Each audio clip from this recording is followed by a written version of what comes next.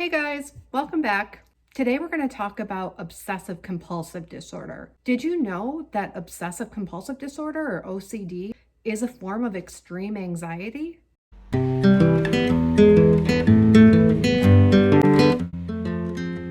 Obsessions are thoughts that you have over and over and over, sometimes called ruminations. And compulsions are behaviors that you engage in, like checking, tapping, washing, counting, things like that. Sometimes compulsions can be entire rituals. Sometimes people can have just obsessions, and sometimes people can have obsessions and compulsions. People that have compulsions usually also have obsessions. And obsessions and compulsions both serve to quell a feeling inside a person in a split second. That feeling is called anxiety, and the checking or the thinking about something makes the person in a split second not feel so dysregulated and anxious. And remember that anxiety isn't always on its surface fear. Sometimes it's just experiencing uncertainty or powerlessness or even boredom, or that empty, restless feeling of not being stimulated. One common behavior that starts out as an obsession and usually has a compulsive component added to it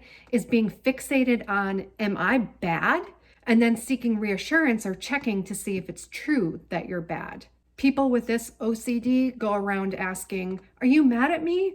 Or go around making confessions about little things so that the other person says to them, that's not that big of a deal. Here's a little side note on the human brain and why anxiety sometimes turns into OCD. So like I've said in other videos, people with an anxious neurology are highly trainable. They experience something one time and then they go on to expect it in the future, or they experience something one time paired with another thing, and then those two things are conditioned to be paired together. Let me explain. Often very young children who go on later to develop symptoms of OCD start out as having an anxiety like separation anxiety. And over time, they'll pair certain behaviors or certain thoughts with the expectation that their parents will be all right.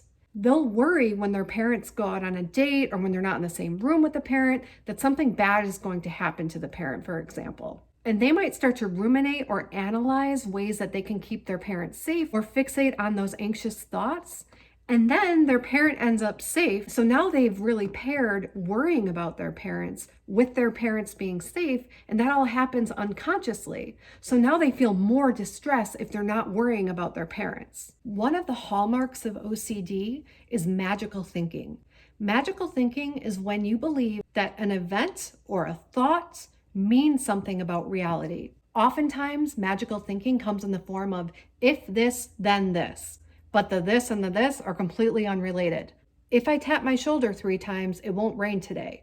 If I don't give my teenager a hug before he leaves for work, that means he's going to get in a car accident. Don't talk about that. Talking about that is going to jinx it. If we talk about it, the bad thing is going to happen. That can even extend to less superstitious things like, if my boyfriend doesn't break up with me, I am lovable. These things have nothing to do with each other, but to the OCD brain, they very much do.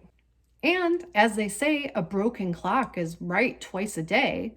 So if ever the this and the this are actually related, I tapped my shoulder and it didn't rain, and the person with an anxious brain has a very conditionable and trainable brain, then that magical thinking is only going to get reinforced. The OCD brain does not want to tolerate uncertainty. It's very anxiety provoking and it makes people feel very powerless. They like nice and clean lines. It's part of that rigid neurology that underpins anxiety. So instead of tolerating this crapshoot of a world where things don't quite make sense, they make if-then statements so that the world can be a little more predictable and therefore a little more tolerable. Here's another thing to know about human brains.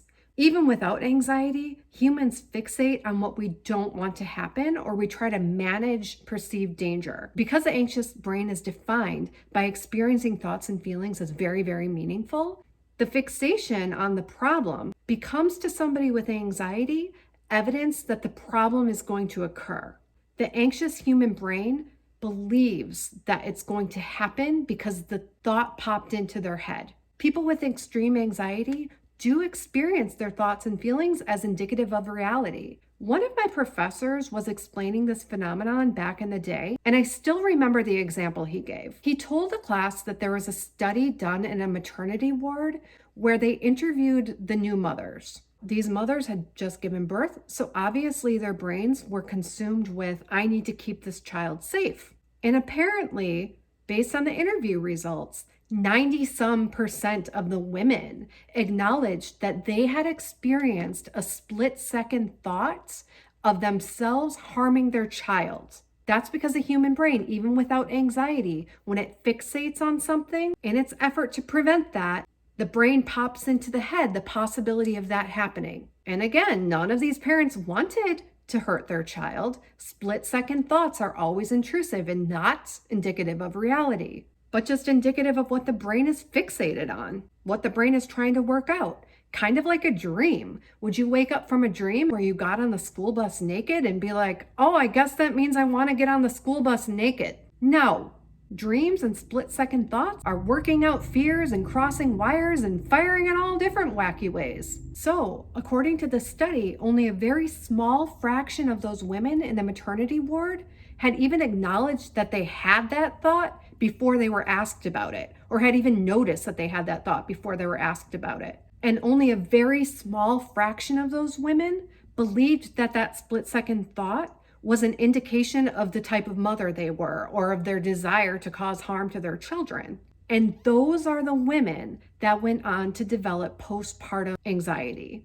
Those are likely the women that already had the type of neurology, the type of anxious brain wiring and nervous system in general that's very sensitive to and attaches meaning to split-second thoughts and feelings. A person with OCD, no doubt, experiences a split-second distressing emotion or thought, and it's not casual, it's meaningful. It usually is backed by a secret fear they have, usually about themselves, like, am I bad? And because of that, they need to get rid of it right away. And the compulsions or the obsessions do serve that purpose, like I said, of in a split second, making the feeling diminish, but in the long term, it only habituates you to, as soon as you feel that feeling, you need to get rid of it, instead of practicing it being just a feeling or just a thought and sitting with it. So compulsions and obsessions, long term, make the OCD worse. Here's something that a person with OCD does not believe.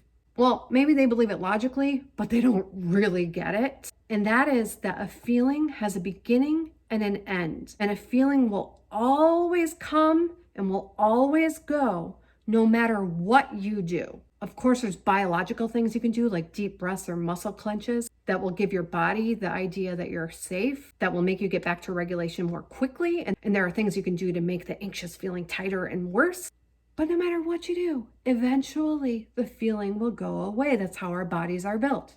A person with OCD not only does not believe this, but has trained their nervous system to do or think things that make the urge, the need to remove the internal experience so compelling. So you guessed it, the goal for a person with OCD is gradual exposure, not to the dangerous things in the environment, but to that internal experience that's distressing. Feeling the feeling instead of engaging in a behavior like a compulsion or an obsession that temporarily makes the feeling go away, but makes it come back with a vengeance, makes the obsessions and compulsions subside. Because the obsessions and compulsions, remember, serve a purpose to make the icky feeling go away. And if you're not in a resistance mode against the icky feeling and you're living with it and letting yourself feel it, there's nothing to fight. All right, here's an example of a little boy who was really struggling with OCD, the type of OCD where he walked around fearing, am I bad? He had a habit of going to his mom at night and retelling all the events of his day to get reassurance from his mom that he wasn't a bad person. He would go through all the things that happened in that day to make him worry that he was a bad person. Mom, I didn't offer my chips to my friend at lunch. Mom, I saw somebody else's spelling test. Was I cheating? Mom, are you mad at me? You didn't cut my meat for me at dinner.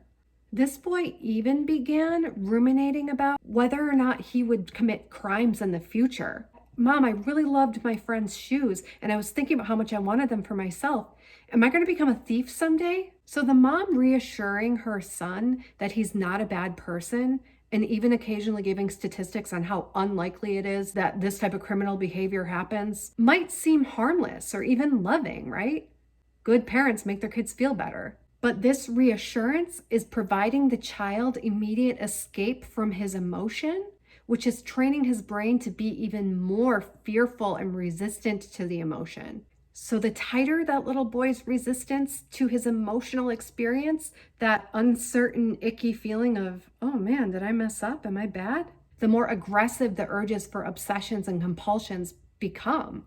In a previous video, I already gave you guys a script for talking to your children when they're having anxious moments. It included statements of support and statements of confidence.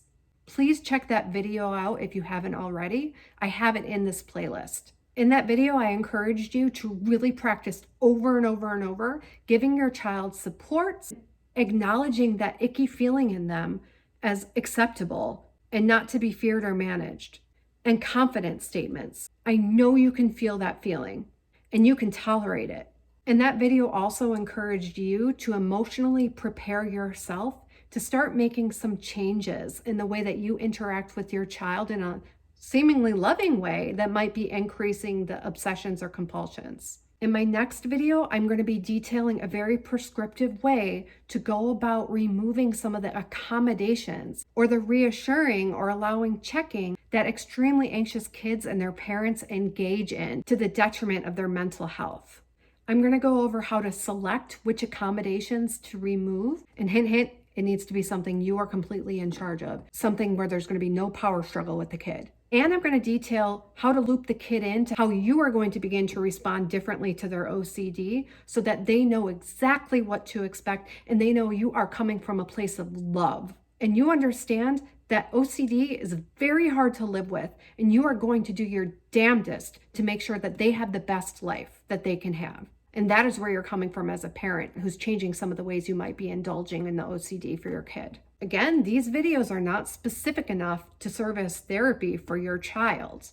I want this stuff to give you food for thought and something for you to go to your therapist with, but please seek professional help if you're dealing with OCD or you have a child with OCD. All right, that's it. Have a good one.